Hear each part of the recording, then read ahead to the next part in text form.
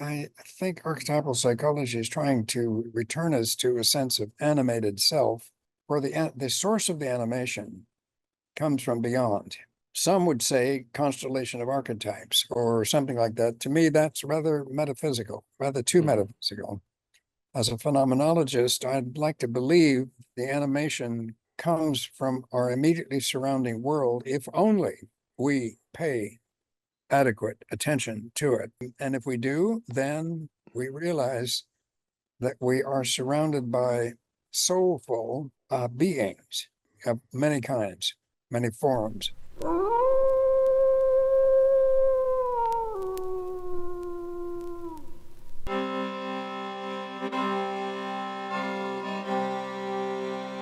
The first time I became aware of you was while listening to some old Hillman lectures. Hmm. And occasionally you would like pop up in the audience, or Hillman would call on you to ask for your input, Hmm. like when he was talking about something that was more your area of expertise. And so I got curious, well, who is this guy who Hillman obviously respects and sees as a colleague, or even sometimes he's following you in some ways. And then I found out that you've got this whole huge body of work you've been teaching for a very long time. You Yes. mentioned you mentioned before we recorded that you just retired. I think, what are you, in your mid 80s now? Yes, I am. Oh. Uh-huh. So Trying long career. well, yes, probably too long, but anyway, I'm on the far side of it. Yes. Um, Yeah. mm, And you're in New York City. Is that, have you been there a long time? well, I'm go back and forth between New York City, just usually for 3 or 4 months, and then the West Coast, California, for the rest of the year. So I'm bi-coastal in that respect, um, and have been for many years. Um, and despite that, I was able to, keep active in archetypal psychology on the East Coast. Not only that of Hillman, but others as well, Sardello included, although it kind of shifted to Texas in an intermediate stage. Mhm. And I was down there as well. So I moved around very much thanks to the inspiration I received from archetypal psychology, which was nothing I ever thought I would end up in or move toward. It was not part of my origins, but I was listening to Hillman's lectures that became the book Revisioning Psychology at Yale, where I was then teaching Hmm. in 1974 and 5, I believe. That it opened up a whole world of archetypal psychology that was formerly completely beyond anything I had attempted to think or imagine. So that, yeah, that started on the East Coast, and I ran in and into Hillman, Sardello, and others here and there for the last, I guess it's been, wow, hard to think, 50 years Yeah. of being at the edges of this field. I'm not exactly a pioneer. I think I'm an accomplice, a philosophical accomplice in some of its worst crimes, you might say, most excessive thoughts. Um, and so it's been a privilege. I mean, otherwise, I'm very squarely based in philosophy, and more particularly my brand of philosophy, which is phenomenology.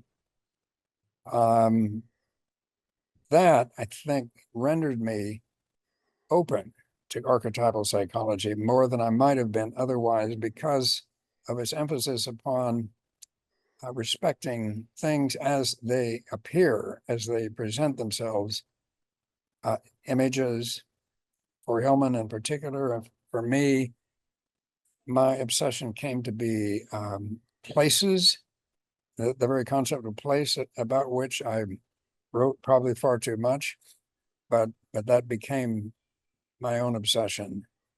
And that came out of phenomenology. Um, the very idea of a phenomenon, in etymological origin means to show, um, um, to show itself from itself. Mm. And that really is where I first went into serious philosophical work. That's before I came into archetypal psychology. And I'm still considered and consider myself a phenomenologist. Mm. Yeah. Um, Well, just to pause there for a second, I mean, that really resonates with what I've heard over the years from Hillman in terms of prioritizing or respecting um, objects, beings, things, persons as they present themselves, and there being like an interface. So kind of breaking the I don't know, the subjectivity of a lot of Western uh, mind and thinking, and yeah, like even how we talk about paintings displaying themselves, or the display of animals being primary to any kind of evolutionary process. yes, Um, yeah. absolutely. Yeah. We really met in the middle in terms of imaging. I am a painter as well as a teacher, and the first edition of Spirit and Soul is in fact a painting of mine. They thought better of not including it in the new edition, but that's okay. And that was a bond between myself and Jim, and his current wife Margot, a painter as well. Um, I think that we met in the middle, which is the image, the power, the sanctity, the force of the image. And of course, this is not only the image of imagination that tends to be ephemeral, but images that last, archetypal images that recur and get re-represented and re-shown across many cultures, and even within one culture. So yeah, that was really a meeting ground between myself and archetypal psychologists. Mhm. Less so among philosophers. They were skeptical of this move to image, as they sort of considered it a move to something secondary, derivative. But archetypal psychology is really arguing that images are primary, um, and need to be taken at their own face value. And that appealed to me a Mhm. lot, say, phenomenologist. Or at least like images, even if they aren't primary, because behind them is an archetypal reality. It's the only way that we can engage with the archetype because it manifests through image. Yes, yeah, you're right. Otherwise, it would just become an abstract idea. Um, and of course, it can become that if one just moves toward schematic definitions. Um, but if one emphasizes the power of archetypes in dreams and hallucinations in everyday life, suddenly images take on a life of their own, archetypal images. Um, and that was a powerful thought to me. I really didn't quite come into it fully until that event of revisioning psychology, my hearing Hillman on this particular subject. Um, then I got quite excited. I invited him to stay another year at Yale, which he did Hmm. in the psychology department. And it gave us a chance to talk a lot. And we continued that conversation really for the rest of his life. Hmm. I've edited this book uh, as a tribute to Hillman, called Philosophical Intimations, that came out fairly recently. I mean, it's probably reading backwards Hmm. for you, but And that looks like it's got on the spring imprint as well. yeah, yeah, Hmm. it is. It's part of a series. In fact, it's the eighth volume of Hillman's collected works. Oh, That's okay. what it is.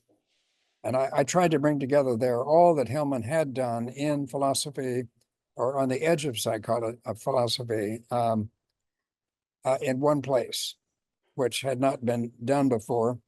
So I was very happy to do that. And he was happy that I would do that. Actually, we talked about it in his last days Hmm.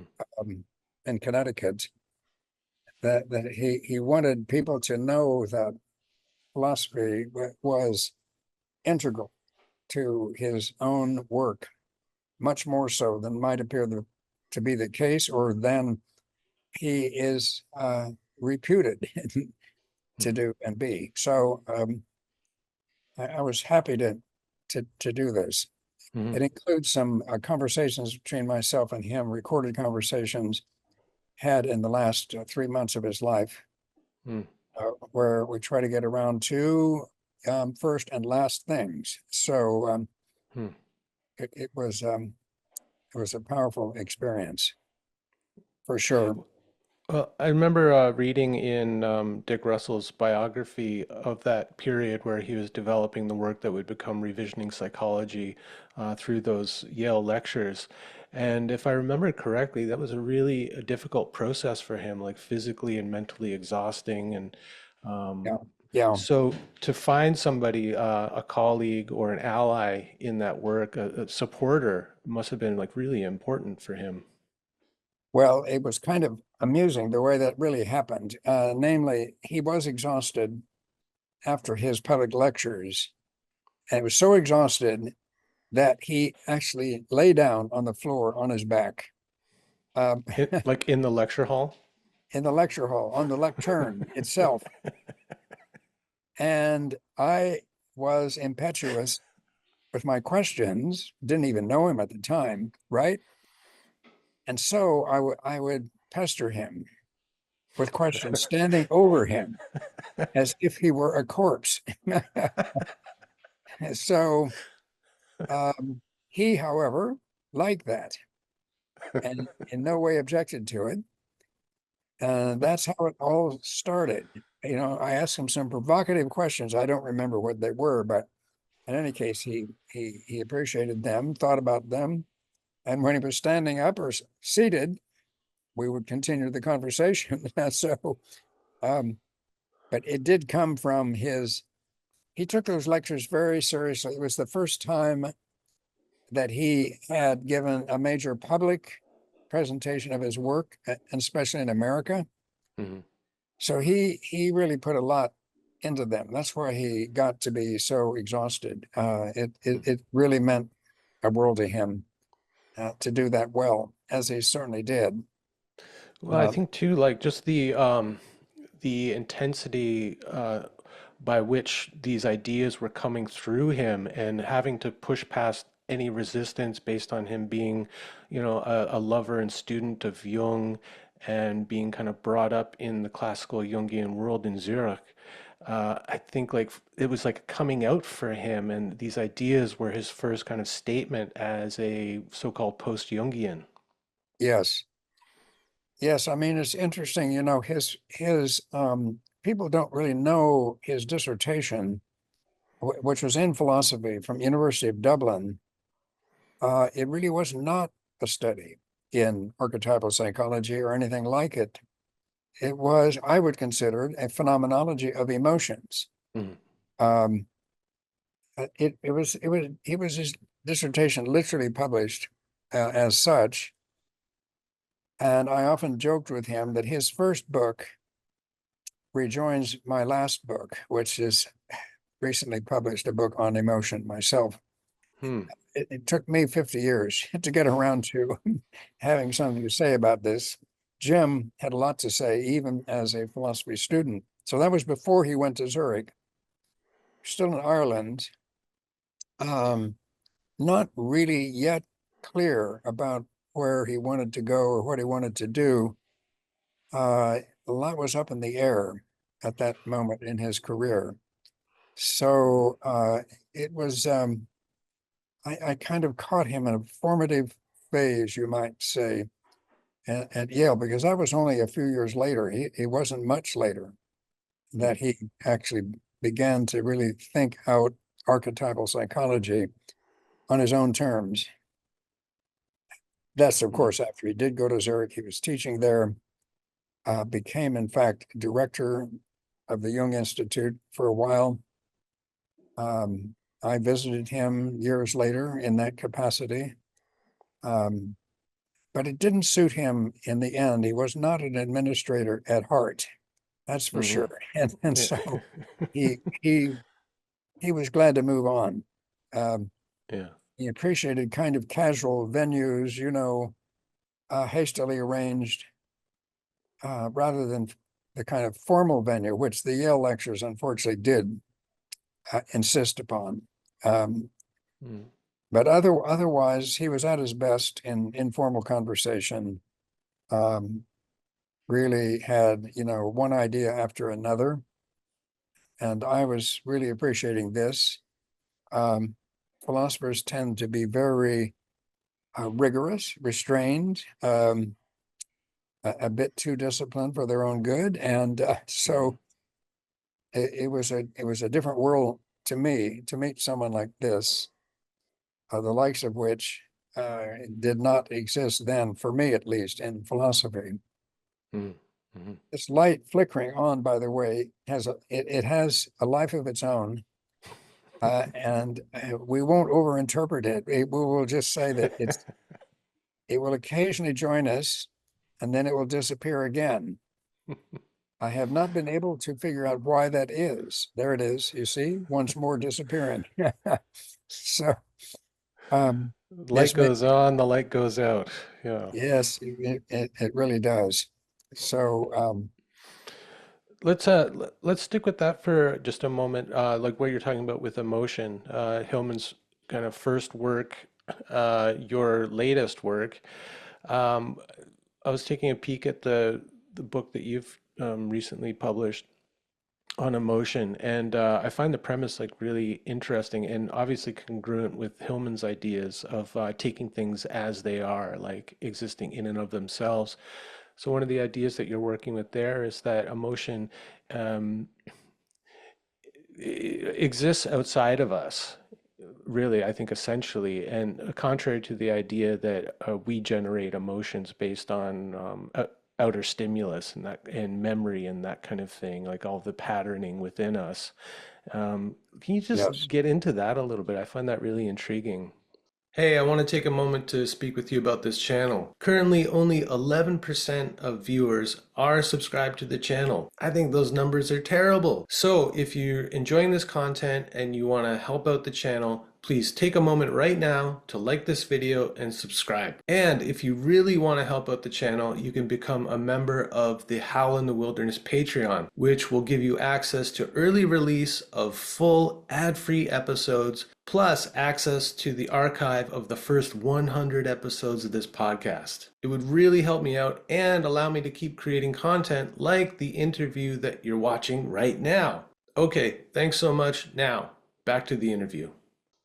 Yes, right. I do think it probably shows the influence of Hillman, although I don't even quote him there, maybe once or twice, but I came to it myself from a long process of teaching emotion, wrote essays on emotion, but never a book, had never got it together. And then finally I thought, no, I need to say something coherent about emotion. And so the book, it's called Turning Emotion Inside Out. And I meant that title literally, instead of looking for the sources of emotion inside us, our soul, our heart, our memory, our brain, as is all too tempting and is so often done, I began to think, maybe emotion really is telling us a lot about the world around us, including other people, but also including our role in that world, uh, Mhm. but actually out in the world, not back in myself. So I explore the idea, not every emotion, but many emotions are, in that respect, we can call them manifestational. Um, they're really manifestations of what's going around us. And it fits with another late idea of my next to last book, which is on edge, Mm. uh, that we really get into human experience through edges. as much as through anything central. And I put that together with the idea that emotions really are edges of our affective life, the edges that we actually allow others to see or allow ourselves to see often, because we're often surprised by what we're feeling at any given moment. And how to conceive of emotion, therefore, as non-subjective, as actually letting the world in, as I sometimes like to call it, in its, I've even created a word for this, horrifiness, meaning to show itself at the edge.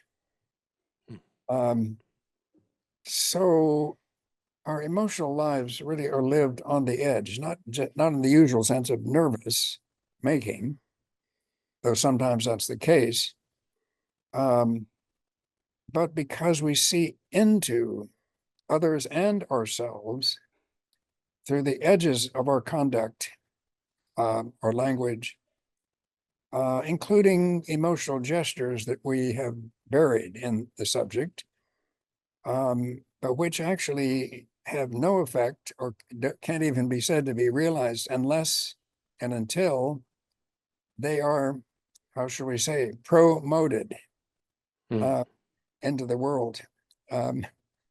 Whereas all of the classical theories and even modern theories of emotion tend to demote it and move it backwards, down and in to the human, the individual human subject. A part of modernity, part of individualism. Not surprising that emotion came to be viewed as such a subjective matter.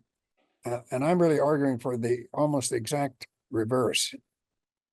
It takes us out of ourselves into the surrounding world, social, natural, animal. I mean, there's no limit to it.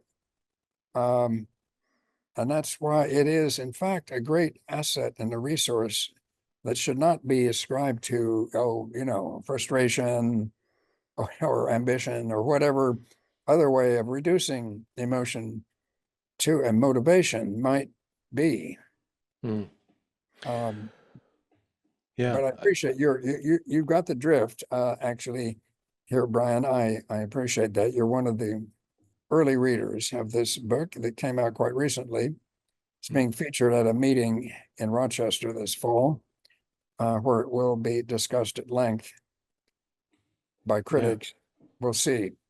Yeah. I love this because I've been critiquing this kind of neoliberal psychotherapeutic idea that it's up to us to own our emotions. In Mm. fact, one of the central tenets of training that I did a few years ago was that we are 100% responsible for our emotions.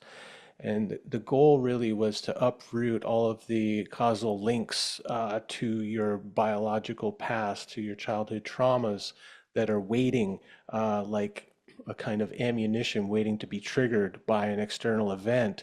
And the Yes. idea was to go back and excavate all of that, clean it up so that, and the picture that I got of like what all of this was kind of aspiring for is a kind of self-autonomous, isolated, atomized individual, which to me is like the essence of the neoliberal project.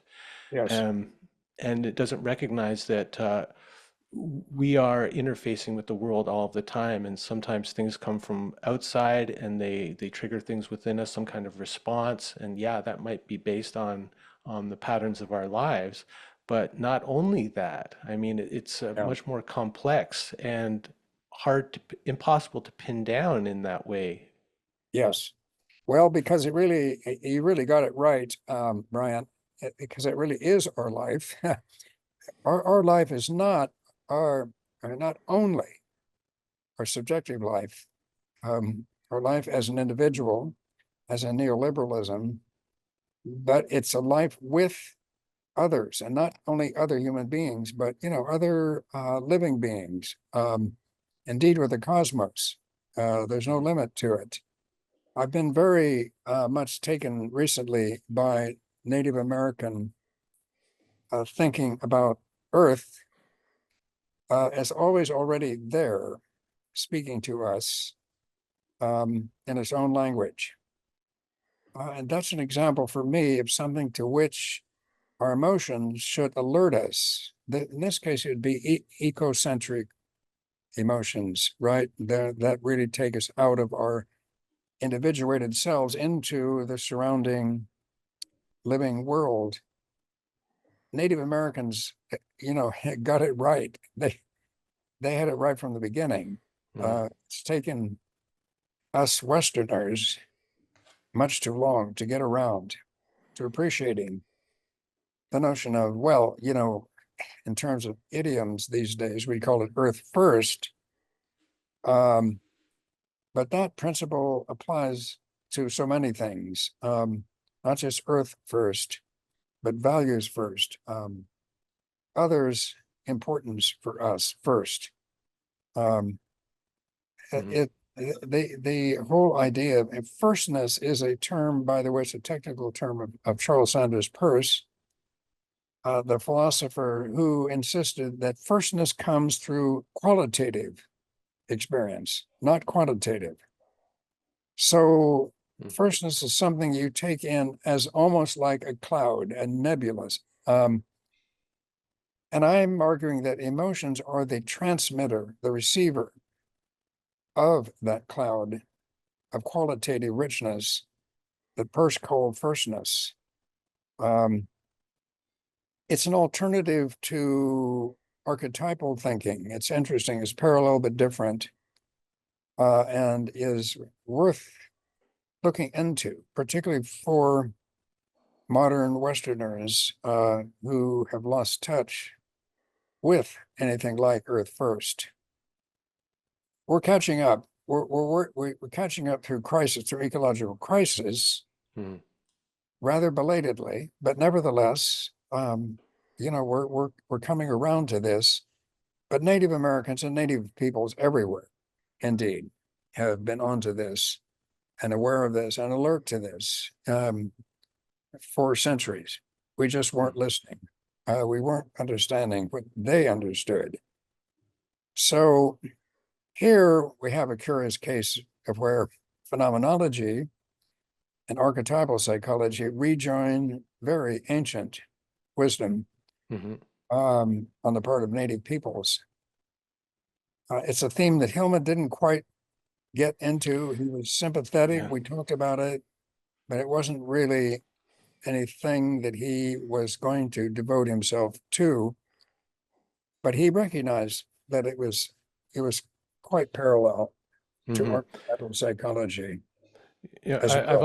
I've often thought that over the years that like Hillman could be a bridge for modern Western psychologically minded people into a kind of a new animism, let's say, an animism that doesn't discard everything that we've learned or developed over the past, 250 years, of modernity, but somehow something new arises, some new kind of animism, and I've been thinking about it as aesthetic animism, that Yes, the engagement with the world through how it presents itself to us and how we interface with it, how we respond to it, is a way of recognizing the world is alive in maybe a bit of a different framework than the Native American or the indigenous viewpoint, which is just kind of like baked in and until recently hasn't been disrupted or right. interrupted. Very good. Yes, absolutely. And we think about the word animated as very interesting in this context. And the root word here is clearly anima, which is soul in Latin. And so I think archetypal psychology is trying to return us to a sense of animated self, where the source of the animation comes from beyond. Some would say constellation of archetypes or something like that. To me, that's rather metaphysical, rather too metaphysical. As a phenomenologist, I'd like to believe the animation comes from our immediately surrounding world if only we pay adequate attention to it. Um, and so, and if we do, then we realize that we are surrounded by soulful beings of many kinds, um, many forms. I live across from Central Park here in New York, and it's actually a part of the park that's not popular. It's the northern edge of the park, which Olmsted, the architect, left deliberately rough. Um, there are very awkward paths, some of which are easy to stumble on. There are precipitous locations where you wouldn't want to fall off, as if to say that Central Park, and as the major park of New York, is not altogether about high society and strolling around in unison and in some social rhythm, but it's also about an original um, part of Long Island that was never tamed. Um, no streets were put down, no housing was ever put on this particular part of the park. And Olmsted in 1860s seemed to be giving us a message that we need to listen to today. And we don't need to have Central Park across the street to get it. But Mm. in Finland, I'm sure you must have many opportunities to come into contact with animated nature around It, you. oh yeah, well, off the west coast of Canada, which is probably about Hmm. as far away from New York as Finland.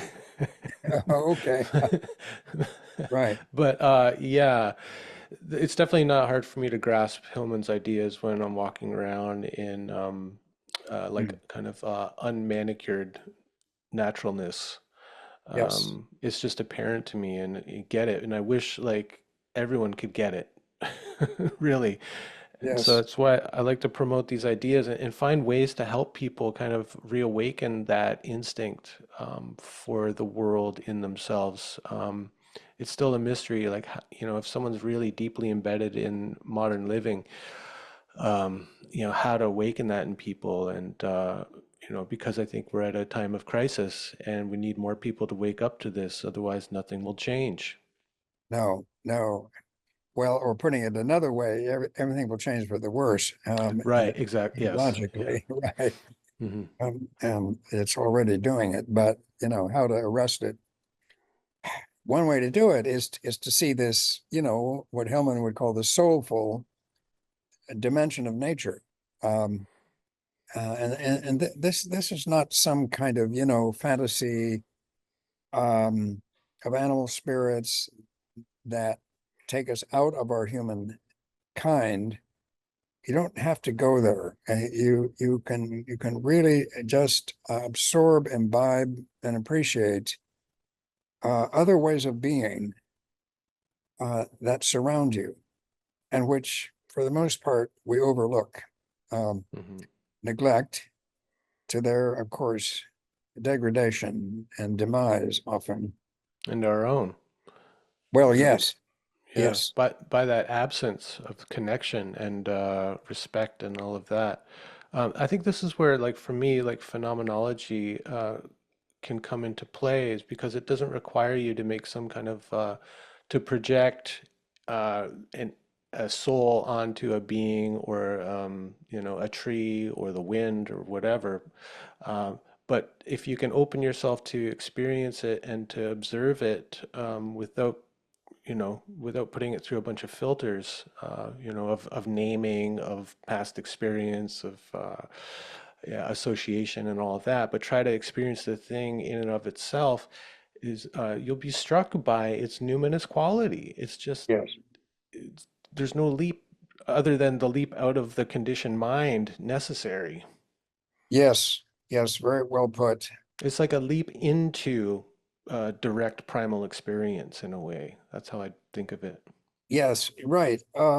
or putting it slightly differently, we could say that acknowledging where we already always are, but which Right. we obscure by what you're calling the network, you see, of interposed ideas, seductive as they are, elegant as they are. I make a lot of allusion to Kant in my writing because, Kant is very seductive, um, given his brilliance in terms of devising a set of a priori intuitions and categories. It's hard to refuse if you take it Hmm. seriously. And yet it is another example of what you're talking about, of the interposing of a wholly artificial machinery of mind onto nature.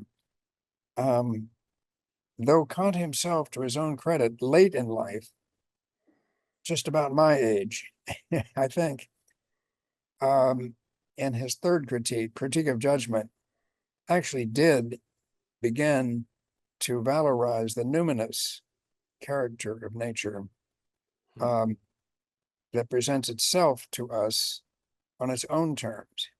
Um, and we're lucky to catch a glimpse of it. I would say, again, from my way of thinking, an edge of it. That's all we get, but Hmm. that can be enough. That can be powerful. Hmm. Um, so Kant's kind of the prototypical modern thinker, let's face it, really at the center of modernity, right at the end of the 18th century. That's why he is such an important figure to take into consideration. Uh, he's dense, he's difficult, and yet he's saying something that says a lot about what's become of Western modernity since then. Not because he was politically retrograde or anything like that. It's just that, unfortunately, his model of mind lends itself, I think, to regressive thinking. Whereas what you're talking about, Brian, I think is literally progressive thinking in the best sense, not just in the usual political sense, but moving forward, progress, um, moving forward into that which you already at some level do know and are in fact aware of, just not in so many words or just Hmm. not in so many categories. Hmm. So, Well, it's yeah, It's a kind of a paradox, isn't it? Because if that's kind of progressive, it also is a kind of a regression in a way to an earlier experience of the world or earlier way of being, like before all the programs were put into us. I mean, this is how we moved into the world, is with like that kind of openness and curiosity and directness. yes, yes. Well, the pre-Socratics always said that curiosity is the mother of philosophy, right? Hmm. But unfortunately, Right. it can get buried under, fascination with artificial um, constructions, technocracy, I should say, technology, on which, nevertheless, you and I are depending for this conversation. So Yeah. it has its virtues, Hmm. but it becomes a model for our whole way of understanding the world. Then I think we've lost it. Hmm. We've lost the world that is showing itself to us, manifesting itself. Well, you kind of mentioned this, but since the beginning of philosophy, we've fallen prey to this seductive ideas that what I think, these ideas that kind of wrap things up or categorize them in a very coherent type of way, what it's doing is like diminishing the anxiety that we might feel or that the ego might feel uh, when it's uncertain, when there's ambiguity, when there's unknowing. And so, like, we were so ready to grasp onto these ideas that help us to, put everything in its place, and then we can kind Oh, of be done with it, right? absolutely. The great thinker of ambiguity is Merleau-Ponty, a late phenomenologist and a powerful thinker of the ambiguous and the indeterminate. Merleau-Ponty argues that the phenomenon is inherently ambiguous, and if we make it determinate, we've lost it. We actually no longer are Hmm. in touch with it. Maybe that's useful for certain, monetary, technocratic, and other interests, but unfortunately, it leaves us in the lurch. Um, and Merleau tried to take philosophy back to a point where we really do absorb the world for him through what he called the live body. So Mm. not the medical body. It's the body that you and I are experiencing at this very moment, um, and which is constantly and continually in touch with a larger world around it, though often we ignore that, for all the reasons we can cite in modernity. It's really a form of enforced blindness that we put upon ourselves here. And Merleau-Ponty's work, particularly his great book, The Phenomenology of Perception, dense as it is, it's an extraordinary tribute to the ambiguity of the lived world. Um, the word lived shows up here in a very striking way, for Merleau-Ponty. Um, he doesn't mean biologically alive. That's also, of course, part of it, but he's really talking about how the vivacity and animation, of which we spoke earlier, must be valorized, noted, described, painted, I would say, um, put into an image. Um, Hmm. that's a form of tribute that we owe the lived world around us. Um, Otherwise, we're just exploiting it, um, even as we're getting to know it better, and fascinating as that is, can't deny it. Um, we're losing as much as we gain. Um, so Merleau-Ponty, with whom I discussed, uh, well, I discussed him very often, speaking with Hillman, who got very interested in French phenomenology toward the end of his life. Uh, I kind of drew him into this, and I think he found it fascinating, though demanding. And Mm. maybe I misled him. I don't know. I hope not.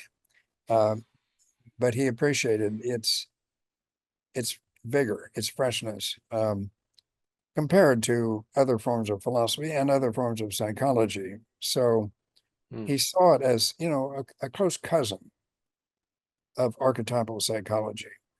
Um, that Mm. is something that can be explored a lot further here. I just touch on it in our conversation, but a lot of the late papers of Hillman in that volume that I edited, Philosophical Intimations, uh, begin to explore this marriage, this strange marriage, you might say, between phenomenology and archetypal psychology. Um, Not academic, as it may sound, with these fancy logos words, Mm. um, but actually productive in a powerful way, Mm. psychologically as well as philosophically. Mm. Um, When, yes. when you're talking about Ponty and the idea of uh, ascribing image to would you say, the vivacity of life, like that, the life force, I might say, um, that lives through us, and our conception of living is due to it and our experience of how it moves through us, how it animates us, right?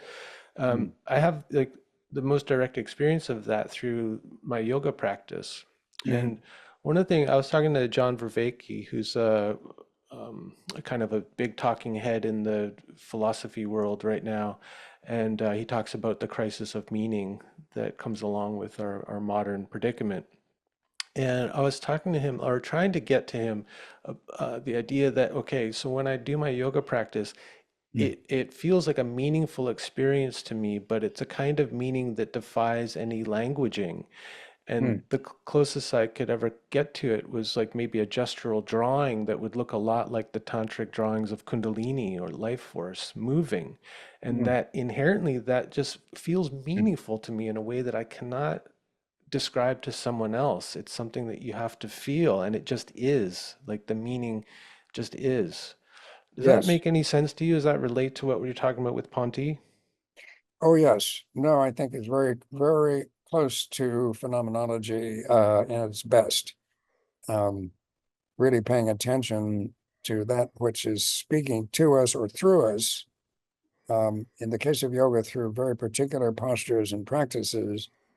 I am not an adept, but I do a fair amount of yoga myself, and I know what you mean.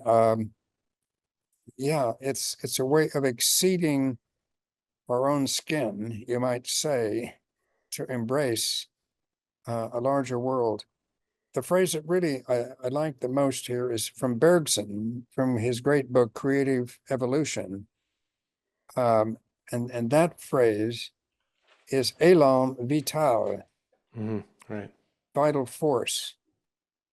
And I think yoga and other activities, even something as simple as walking, can put us in touch with that force.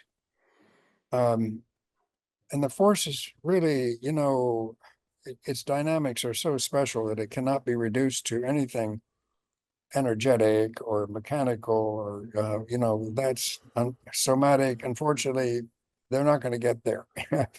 You got to use something like spirit.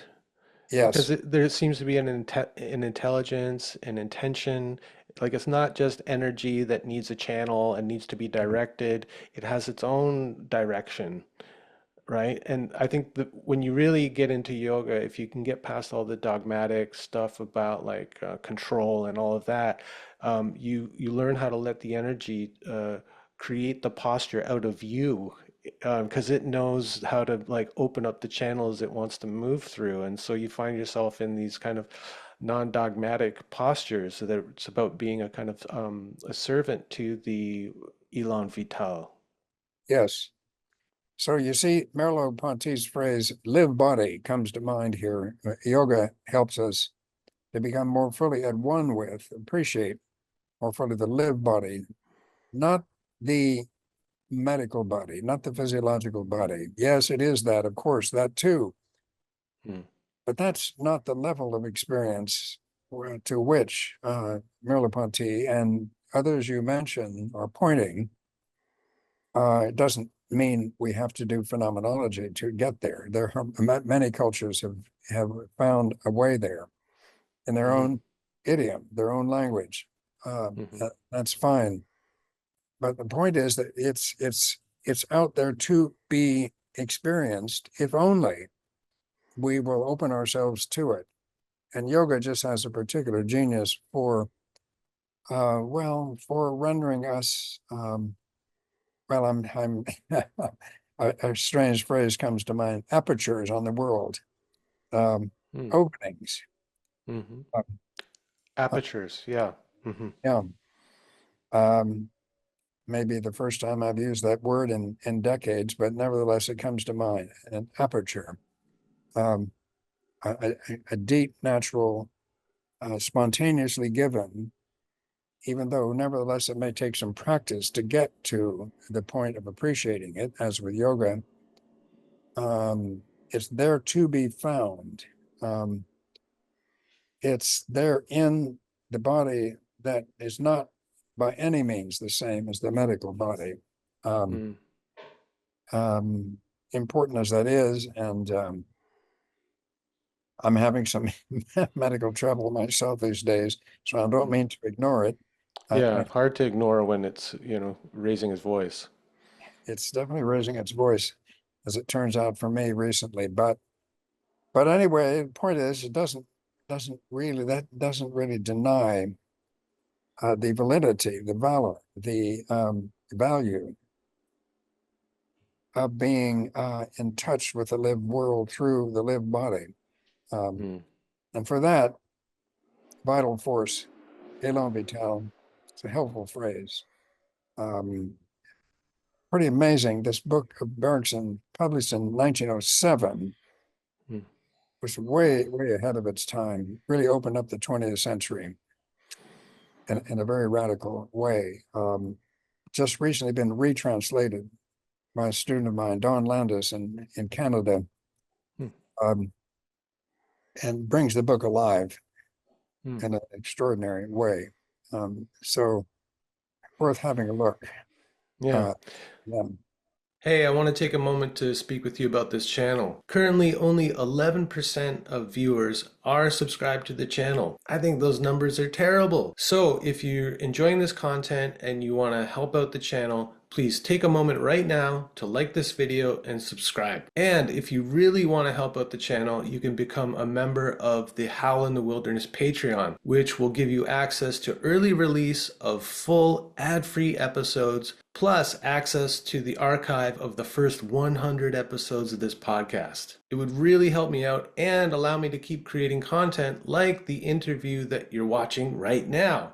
Okay, thanks so much. Now, back to the interview.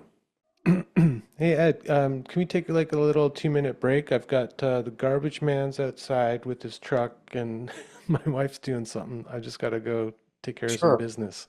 No, that's fine. Okay, I'll do the same. I'll be back at 2 or 3 minutes. Yeah, fine. Great, thank you. Okay, right. Okay, I think we're back. Yeah. Can you hear me? Yep. All right. Let me add something from our earlier conversation, which is, the reason why I titled this book of 1991, Spirit and Soul, was rather different from what we've been just discussing. I wanted to do justice to do two directionalities of human and indeed of animal existence. One really has to do with moving up and out. That's Geist or spirit. It shows up in cultural achievements, but also shows up in elaborate forms of thinking that we're all prone to, particularly when we get Big mixed up. ideas. Yeah, big ideas, right? Exactly. Mm. Um, Well, and then even to its maybe furthest extreme that we've seen is transhumanism. yes, that's right. And there's, I mean, spirit leads right into deific theological thinking. Of course, it does. And that has its own validity. Um, but it is a way by which spirit can express itself in a consistent way that offers promises and predictions that we Mm. otherwise don't have access to. Whereas soul, the other half of this project of the 1990s, not quite the 1890s. It feels uh, like it now. yes, it does. Um, Soul really takes us down into the body and into the earth. Um, so we really have two different vectors, two different directionalities here with soul and spirit. And although I had my full say on it in that book, I haven't written about it since. Uh, I do now see there was some wisdom in it in going and toward this bidirectional duo vectorial way in which we inhabit the world as human beings. It's convenient to call one spirit and the other soul, but of course it has many, many names, Mhm. many modes of realization, and many ways to get to the full experience. Cannot deny that. Um, but it seemed right, particularly in making a connection with archetypal psychology, which purported to be really about saving the soul of humankind. Um, Going back to Jung, um, Hillman was less theologically oriented and less inclined to offer archetypal psychology as some kind of salvational enterprise, at least as I understood him. But then I understood him as a philosopher. Hmm. And so I probably, connected with the side of Hillman that may not even be his most popular and accessible side, but which I think nevertheless needs recognition because it was very much a part of this fellow's extraordinary range. Hmm. Uh, Well, I mean, certainly, even if he would never make the heroic statement that this was his mission, obviously he was inspired to speak for soul because he saw what happened when soul was lost. Not only our connection to soul, like the personal soul, but also the soul of the world, which became a real focus of his yes, later life's work, speaking for the anima mundi. Um, yes, very in good. very practical ways, like the way that we design cities and shopping centers and houses and offices, the Yes, mundane details of the styrofoam ceiling and how that's oppressive to the soul. And I really love that aspect of him. But I mean, obviously, he was a man on a mission, and he always said that he couldn't write unless he was angry. He called himself like a uh, child of Mars, and referenced Heraclitus that strife is the father of all things, something like that. yeah, very good. Yeah, well, talk about emotion. There it is, a very constructive, creative emotion, right? Mm, Anger, by the way, it turns out the first part of my book makes the case that the ancient world was was obsessed with anger and its control and understanding. Really, really amazing. If you try to look into what ancient writers, ancient Rome, ancient Greece, and indeed the Mediterranean world wanted to say about emotions, they just were completely obsessed with anger. mm, I found that absolutely fascinating that this would become so much a monofocus of their work. But Hillman, you're right, he picks up on it in his own way. And yes, he could get very angry in a very constructive way. And I appreciated that about him. He was not only, a thinker of theory, he wanted to make a concrete difference in the world. It's the concrete world that we all inhabit. And I think he came close to doing that. If you read his later works, as you say, they really have quite practical suggestions uh, about how we can make our life world more viable, more decent, more fair, more open. He became very interested in politics in the later years mm, in that same spirit. Um, yeah. so showing that, coming from a pretty esoteric and abstract position, he came around to something very concrete, very much having to do with making the world a better place Mm, in which to live. Pretty remarkable range, therefore, mm, of interests and achievements that it's hard to match with anyone. That's why he still has much to say to us today, I feel. mhm. No Yeah. question. Yeah, I'm definitely like trying to keep his spirit alive through sharing his work in an accessible way with people and trying to find like the kind of the approachable ways into Hillman's world for great. non philosophers, not because the philosophy for me is hard to get into because there's a language barrier there. Someone says ontology and I'm stuck for days just going, what do they actually mean by that? Um, so I know. Hillman's like a great kind of bridge person for someone like me, where we can get at the idea without using all the jargon and things like that. Yeah. Yeah, So you you're right. talk, I love, yeah, what you're saying with spirit and soul, and that was one of the reasons why I reached out to you is because this book's Soul and Spirit, Spirit and Soul had been re-released, and one of the most impactful essays of Hillman's was Peaks and Veils, where Yeah. it was the first time I ever heard anyone deal with this ambiguity around our Western conception of soul and spirit. Like, are they different? Are they two names for the same thing? And without saying like that, his well, he first of all, he would never try to define anything, but he's trying to distinguish or use soul and spirit as metaphors to describe different aspects of our human experience. And I just Yes. found that like very, very useful in terms of like getting my head straight around these Yes. ideas.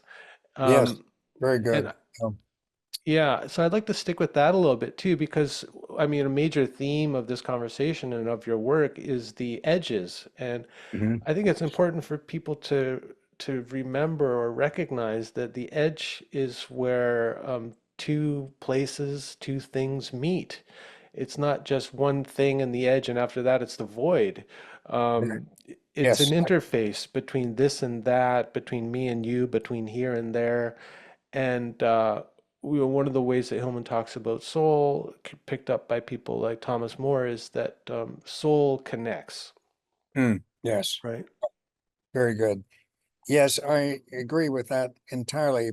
You see, the type of non-effective um, end of something I call a limit. So the limit actually really brings to a close whatever is happening, whether it's a material structure or something mathematical, it doesn't matter. The limit is as far as you Or can go. right, or an experience in time even. Would you go that far? Yes, yes, also that. Um, Like memory, my memory has a limit, you could say. and this very podcast, unfortunately, has a temporal limit. Okay, we live within limits, but on the other hand, edges, as you indicate, reach out beyond themselves. I call them dynamic. Um, in fact, I go even as far as to say that edges are not things or parts of things, but they are events. Mm, Um, the word event means literally coming out. Um, and it's where things come out into the world, reach out to others, to other things. Um, so our bodies, our lived bodies, you see, are in that respect edgeful. Um, they're edging out. They're not just holding in. Um, hmm and so the more you think about it, there's more to be said here. That and Jim and I would, when I was writing that book called The World on Edge, we spoke about this a lot. He liked it. He felt it fit well with what he was up to. That archetypes are edgeful ideas. That they're powerful edges to move us to think differently and to experience differently. Um, so they have a force and a being and a life of their own. hmm And they're not just abstract ideas that float down from some heaven. There are ideas, and they're emitted by us, taken up by us, ignored by us, whatever we choose to do with them. Point is, Yeah. it's a very dynamic game that we enter into here. Yeah. Let me just stick with that for a moment. 'Cause, yeah, I really appreciate the way you're putting this together. Okay, so when I'm kind of confronted by an archetypal image, it becomes apparent that it's archetypal because I can find like different expressions of it throughout different cultures, through time, and all of that. So I can go, okay, I can get behind this idea of archetype. There must be some kind of primal seed that sprouts up into all these different expressions. But it becomes really edgy when I start to try to imagine where that archetype potential or pattern, where that exists, where when it exists. And all of a sudden I'm out in some incredibly vast I don't Uh-huh. know, way beyond the edge of something that I can even conceptualize. Yeah. And I love going there. Yes. Right. It totally helps me feel like free and at the same time really kind of small and Mm. insignificant. Yes. Nice. Yeah, I see what you're saying. The edges in that respect are like self-transcending. Hmm. Um, they send us elsewhere. They don't keep us tottering on the edge or obsessed with the edge. That's what I mean by calling them events. I take that word literally. It really means breathing out, coming out. Uh, Right, yeah, ventilation, yeah, eventing. yeah. Yeah, right. Um, and so your experience there, I think, is quite significant and in keeping with a very dynamic sense of archetype that's true to Hillman's spirit. He really was very skeptical of classifications of archetypes or nomenclatures that would keep them, in some kind of topological table. Hmm. No, he was interested in their force, their concrete effects um, in people's lives. And those lives could be political, not just personal. Um, we we we do need to really attune ourselves to that dimension of edge that has a force and a power of its own. Even if, as you rightly say, it also propels us beyond their own being into some other domain of experience, such as you've experienced, right? And that's terrific. It's the way it should be. We don't want to be stuck with, materialities. We need them. We are them. We are nothing but them. It's at one level, but on the other hand, we need something more, and that's something more to bring some of this together. Is élan vital, which is a vital force, not literally biological in any reductive sense, Hmm. right? Um, but vital, a word we need to ponder a little more seriously than we usually do. We usually reduce it just to energetic vitality, but it has deeper roots indeed. And your experiences, as you describe them here, Brian, do ring a bell for where Hillman wanted to take us, Mm. and where I think we all take ourselves when we have experiences that we would call ecstatic. Another word, of course, that literally means Hmm. move out of Right. stasis, right? Um, and which, I mean, I, for example, find that in my case, and it's only my case, it's just a personal idiosyncrasy in painting. Otherwise, I'm a writer, I live in words, ideas, but it's very meaningful for me to get to paint Mm. because suddenly in a world of image um, that really has a life of its own. It is not a matter of whether I'm a good or a bad painter. I mean, I'm not ambitious. I'm not trying to get collected or exhibited. But I'm just saying the liberating force of it is striking because it moves us away from the limitations of language and nomenclature and conceptual precision. Mm. Important and necessary as that may be, we need something else. And that something else, I think, is élan vital. Mm. It can come through, things we do that are way beyond our métier, our training, our presented self. Yeah. I'm So, yeah, I'm just recognizing like there's a painting behind you for people that I think it's one of yours. It looks like one of yours. But it yeah, reminds me of like when I was talking to Robert Sardello. I became very aware of how limiting my language could be, like my received language. So I was going to talk to you about your painting as being abstract or non-representational, and how that might be a kind of compensation or a complement to being a writer and thinker and living in the Yes. in the world of words.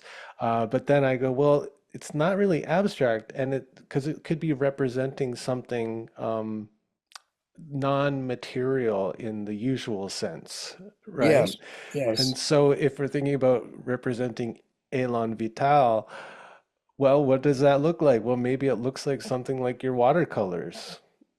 Well, I mean, another way to put it, I follow you, would be to say that paintings take off from that which is literally perceived, um, not because it tries to actually um, portray it as such, but because it really allows that image, which is initially, of course, a perceptual image, um, to move beyond limitations that literalism would impose.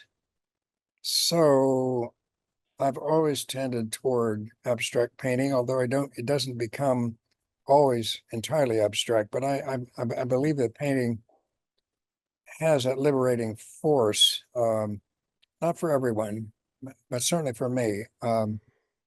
It came along as my early mid-career, 30s and 40s, when I joined a painting group that was very intense. We met every week. We had a mentor. We went to Maine together, rented houses, and painted for the entire summer. Um, this was something else than I had been used to as a young philosophical writer, um, and I recognized that it answered a need I had never been able to identify, but it was there. Um, my mentor, Dan Rice, would always say to me, Casey, you need to paint your unconscious. Mhm. That was interesting. He didn't mean to go inside yourself, but your powerful fantasies about what the world is like around you. Um, and I had been in psychoanalytic training at that point. Actually, believe it or not, I was a Freudian in those early years until I met Hillman. And so unconscious meant something rather technical, of course, Mhm. in that world. Right, go dig up all the repressed memories and Yes, things and yeah, and paint those. That would be taking it kind of literally. or it would be. It certainly would. So thank goodness And something you wouldn't hopefully never show the public. Like that's maybe something for your journal. yeah, right. No, that's it for private delectation. Yeah, yeah, let's keep it private. Um, and so meeting Hillman really opened up, a different way of understanding the unconscious. Well, as you know, collective, not just individual. Um, Therefore, reaching out into culture and not only restricting oneself to individual traumas and their sequel. Well, you know the story, and Mhm. it was liberating for me. Um, Came along at a rather magical moment in my life. Um, that sometimes happens with extraordinary people. You're very lucky to run into them, and that's what it was. It was just I just happened to go to these lectures right Mhm. in New Haven. I don't think I don't think I would have moved in the direction we've been discussing tonight at all. At least not so thoroughly had I not met Jim. So he's a powerful force still among us. Mhm. Mhm. I think it's great that you're honoring him directly and indirectly by your podcast. That's terrific. Hmm. Not only that, but also bringing his ideas into like the world of therapy and specifically psychedelic therapy. One of the Mm. things I've been advocating for is more of a depth psychological, particularly Hillmanian approach to working with the contents of psychedelic visions. Yes. Um, yeah, Yes. and the inclusion of the body and things like that, I see as a really important part of all of it, everything that Hillman kind of brings together. Yes. Very good. Well, I'm glad you bring in body. Here you see we do make a bridge to Merleau-Ponty, um, who had a lot of interest in psychedelics, and it was quite early. It was rather Hmm. remarkable. He was writing, in the 40s into the 50s, but it wasn't that he was sort of part of psychedelic culture. He was interested in how the body could be transmogrified experientially. Um, and that's why he's the great thinker of the body, um, in the West. That I would What, make that strong statement. sorry, what does that mean, transmogrify the experience of the body? Well, to turn it from its daily practical being or its medical specificity into a form of spontaneous movement uh, that cannot be entirely predicted or controlled. Um, so transmogrifying, I guess I want to pay a price for having uttered that word. Not sure what it means etymologically, but in any case, um, it's allowing the body to effloresce in ways that would not happen in ordinary life and circumstances, Hmm. um, whether inspired by psychedelics or otherwise, or by art. I think that's kind of my psychedelic Hmm. experience, um,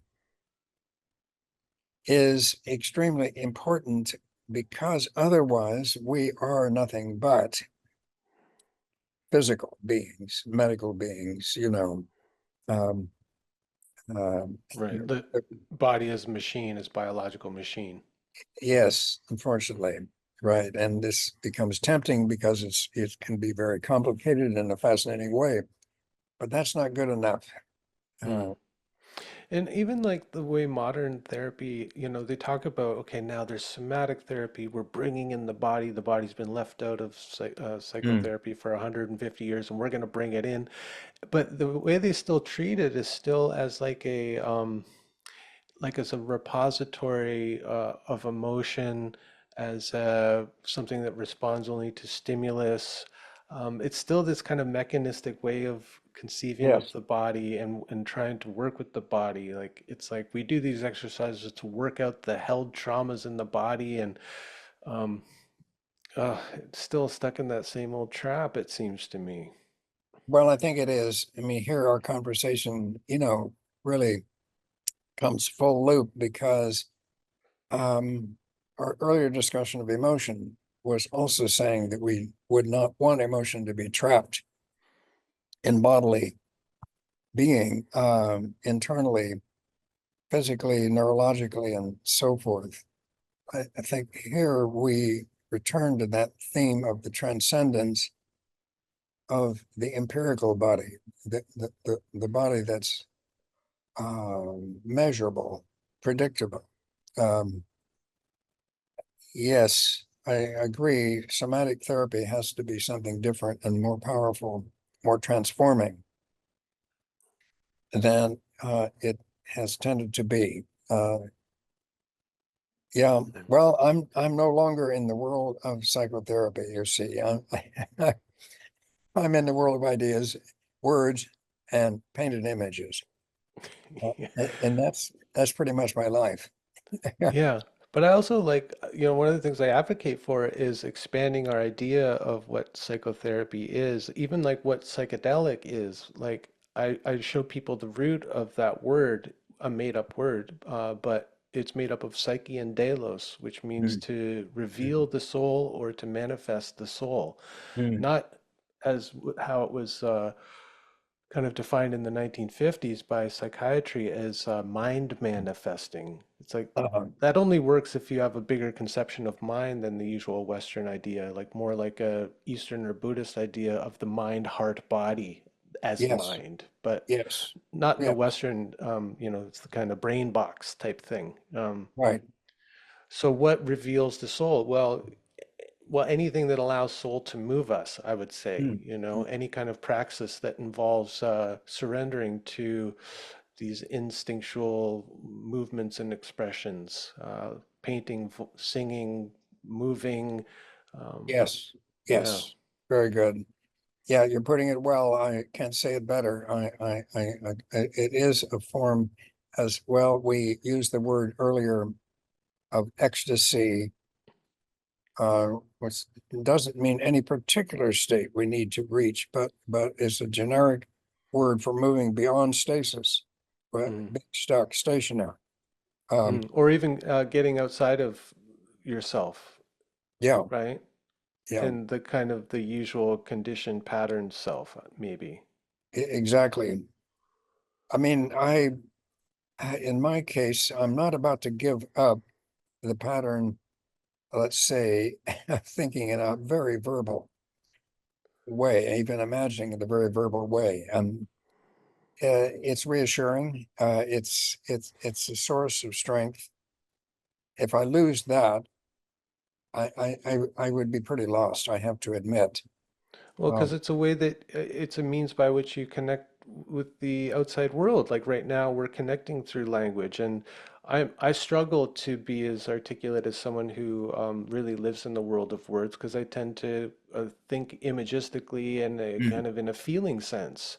yeah. So when I try to express myself, sometimes I'm trying to find the right word, and it never quite fits right. But hopefully, through the way I express it and maybe the way my body moves around the word or with the word, something comes across that is authentic. But it's Well, always a struggle. I think you've been very, very articulate and expressive in this conversation, Brian. So I think you're getting there. You're Doing all well enough. Okay, good. for sure. Yeah, no, no, that's right. Well, it gets more complicated because as you get older, you begin to worry about dementia and things of that kind, which do tend to undermine language in particular. So it's a worrisome thing. You can't just let it go. You need to have something like an arsenal of words. Um, Hmm. need not be closed, but um, losing them, one loses a lot of one's identity. And this is not just philosophers, I think, but Yeah. probably all of us. Given that when we were very young, coming to speak was an absolutely critical stage, if you think about it, of becoming human.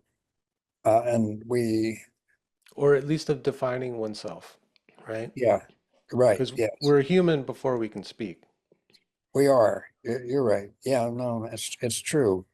But we do want to speak. We hear people speaking Yeah, at once. I know something urges us to speak and announce ourselves Boy, yeah, no or question. comment on the world and from this perspective and everything, right? Yeah, yeah, it's really powerful. Actually, Yeah. I have grandchildren of a very young age these days, and I can see them struggling to talk, not just for the pleasure of speaking, but to join into the conversation of the world around them.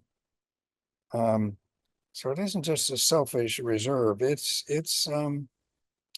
really reaching out in a way. There's a sense that words allow one to reach out Mhm. beyond what physical actions can Like if accomplish. your grandchild looks to you and says for the first time, like, Papa, Yeah. I mean, you're going to be drawn in like a tractor beam. Oh, yes. Yes. Very powerful. It really is. It's amazing. Um, so Yeah. we forget in our own lives, of course, how important that moment was. We Hmm. almost have to see it happening with some relative or someone else. But yes, so that Yeah. part, I think I'd like to keep it intact a while Hmm. longer. Yeah. Well, I mean, do you ascribe your kind of mental acuity at 85 or 80, 85 or 86 to like constantly like working with words to trying to put your ideas into words? Do you think that's kind of help like a maintenance kind of thing? Well, I think at this point, I'm doing it so spontaneously. There's no effort involved. If I'm writing on the topic, it kind of writes itself out. And Hmm. the actual formulation of words or sentences seem to arise as if from somewhere else, you know, perfectly intelligible. I'm not really struggling. It's strange. There's a kind of spontaneity of, of wording that is a bit mysterious, I have to Hmm. admit, but it's handy. I mean, you think you have nothing to say, but then you actually begin writing a few sentences, and then suddenly, several pages Hmm. present themselves. Hmm. One knows not where. Has it always been that easy for you or No, natural? no, no, no, I had to struggle when I was younger. It's true. Yeah. Okay. No, no, Good. That makes me feel better. There's hope. I don't think it's a natural human, proclivity, but I do think you can literally train your I call it the brain, but we're both skeptical of that term. But in any case, call it whatever you will, your mentation to be autonomous, spontaneous, and kind of mysterious, but Hmm. welcome. Because if that broke down, you have a sense you'd really be lost in the world. Um, Hmm. and so, Lost and alone and isolated. Yeah. yeah, I mean, well, really, yeah, right, as we know, people get demented. It's a really incredible torture.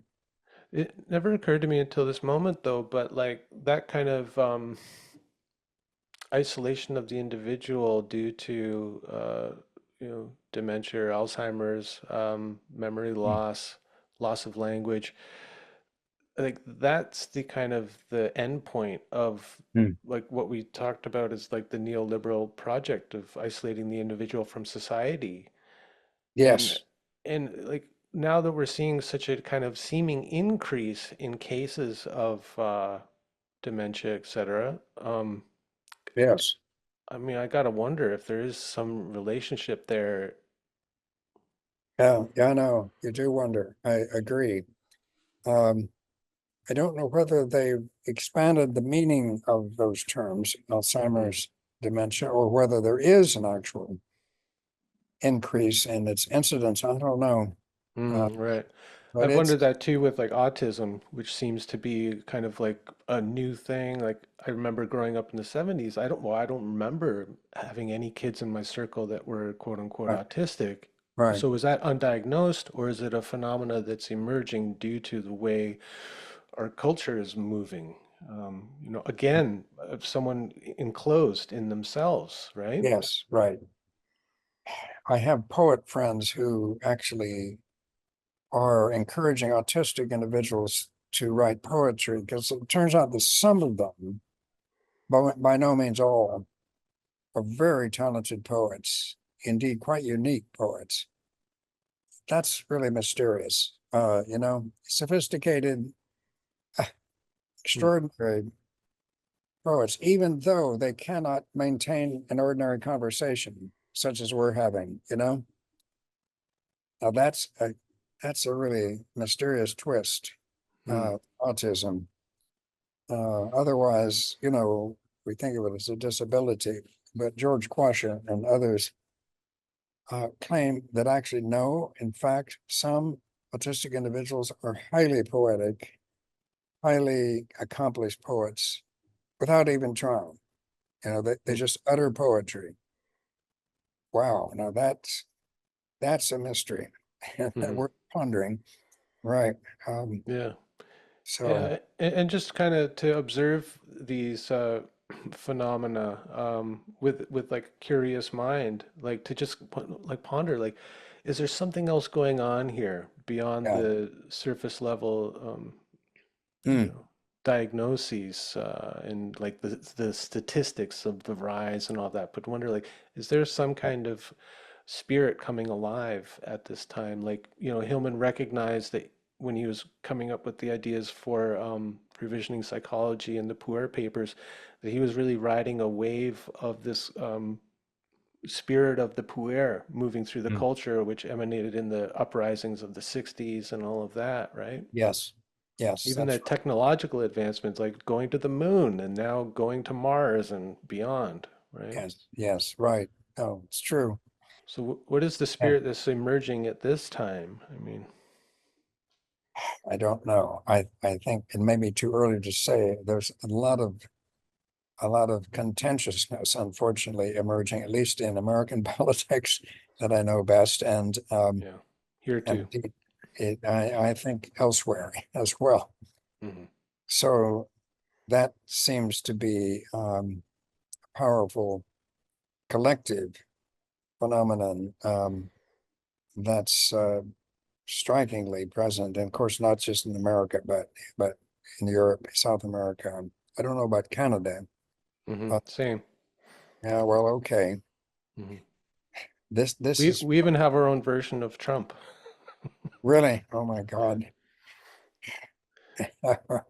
Well, please get rid of him by any means you can. Well, similar ideas, different kind of demeanor. He's much more kind of Uh-huh. affable and controlled. But yeah, I just wonder, like, if yeah, if all of this division is everything is maybe a precursor to something else coming through, or it's like something's coming through, and this is what it does in its wake. Like, I can't, I always go to like the spirit of Mercury, the mercurial, the hermetic, Mm. which is by its nature connective, but does it in a really kind of tricky way, Uh-huh. like in an underhanded way. And so I wonder if like what we're seeing is just like a kind of a pre-echo of Mhm. something that's going to bring us together on a deeper level. And that's kind of like my brand of pessimistic optimism that things are going to get bad enough that Well, they'll have okay. to change in a better way. I hope you're right, Brian. Yes, I really hope you're right. It's a little early to say, but Mhm. nevertheless, it's good to act. This is what Hellman calls active imagination. Uh, to really actively, proactively anticipate way beyond what experience has could indicate um, Mhm. by any kind of inductive inference. Um, And to act as if, in a way, right? yeah, right. Yes, absolutely. Um, Like if I just presuppose that there is something that's connecting us on a deeper level and it's moving through the yeah, collective right now, um, well, then I'm going to be promoting the idea of seeing through, trying to look deeper, to find the yes, connective tissue, to find the soul and what's happening, yes, um, and, exactly.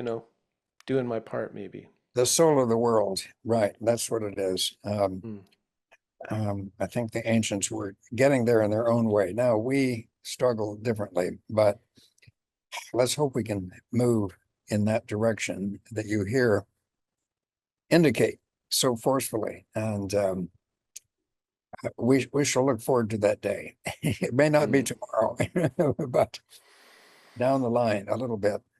yeah. Um, Well, gosh, it's been so great to speak with you. I haven't heard you talk much, there's limited lectures online that I could find, but and mm, again, those are lectures, those aren't conversations. So right. this has been really great and more approachable than, sometimes I'm intimidated when I meet up with philosophers. Well, no, no, no, no, no, no. Believe me, we we are not Martians. We're not creatures from another planet. We're just humans who like to, play with concepts. But Yeah. Well, yeah, yeah, I like your style of philosophy, much like I enjoyed talking with Robert Sardello. So I think it has to do something with the playfulness, the willingness to play, the open curiosity, and also that phenomenological aspect yeah. of your philosophy, where it's about the here and now and what's happening and what's animating. Well, Sardello and I are very close at that. We've both been deeply influenced by Merleau-Ponty, for example. Yeah, it he's the great figure in this regard, and Yet he's a little difficult to read. He's a little dense, unfortunately, but It's very mystical. yeah, if you hang with it, it rewards you. So, Hmm. well, it's been a great pleasure to speak with you, Brian, and Thank you. we have ranged broadly, but I think coherently over things that matter. Yeah, And thanks. thank you for the invitation, and it's been a pleasure. Yeah, So, and yeah, take care, Ed, and I'll look you up yeah. if I'm in New York soon. Well, please do. I'm easy to find. Yeah, just, email me if you're coming through town. I'd like to continue the conversation. So, Yeah. um, I'm here through January, and then back again next summer. So, Okay, and I try to avoid New York in the winter time, but yeah, well, so do I. Okay, hey, that's have right. you just kind of Yeah. off the record, have you ever run into Max Gimblet? He's a painter from New Zealand. Hmm. He's got a studio in Soho. Really, I don't think I have. Well, how do you spell the last name? Uh, Gimblet. Gimblet. Gimlet. Okay, I'll look for that. Thank you. Yeah.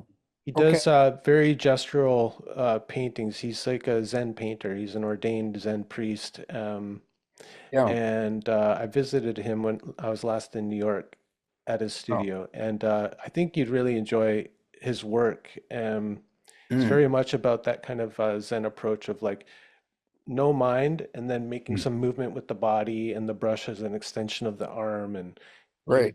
yeah, so he does these like wild Enso paintings with metallics and really Wonderful. cool Well, stuff. I'll look him up. Thank you. Gimlet. I will. Yeah. Yeah. That sounds terrific. Thanks for the clue. And yes, I'm sure we'd have something to talk about too. Oh, I'd love to be a fly on the wall for that conversation. Well, well, be well, Brian, Yeah. and thanks for including me in your series. Yeah. It's Thanks, Ed. it's been fun and very stimulating. So thank you. Wonderful. Take care. Yes. Okay. You too. Bye bye. Bye.